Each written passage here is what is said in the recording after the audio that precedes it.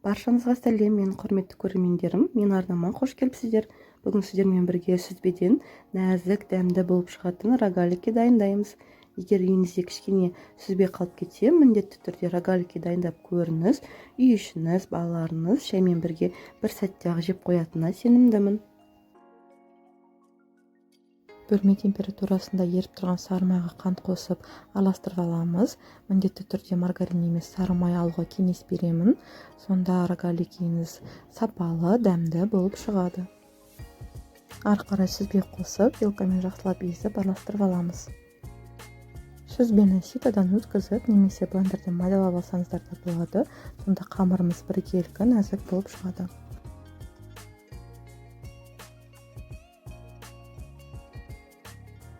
Ендігі кезекте ұн және бір қасықтай разрыхлитель қосып араластырамыз.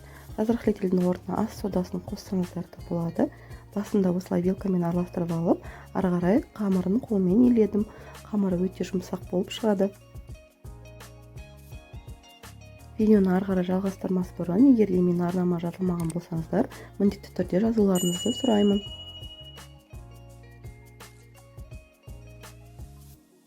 Дайын болған қамырымызды 2 немесе 3 бөлікке бөліп аламыз. Мен 2 бөлікке бөлдім. Бөліктерімізді ұн сеуіп, жайып аламыз.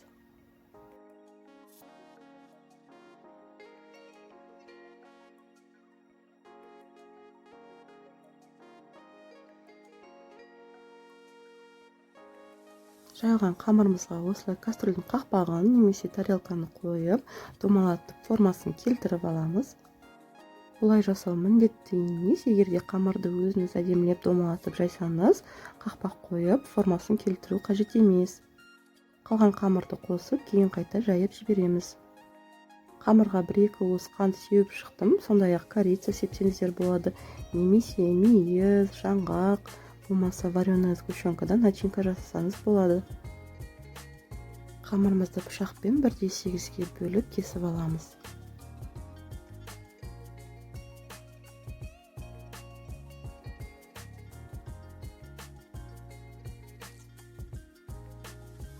Кесілген әр бөлікті әдемілеп осылай формасын келтіріп орап шығамыз.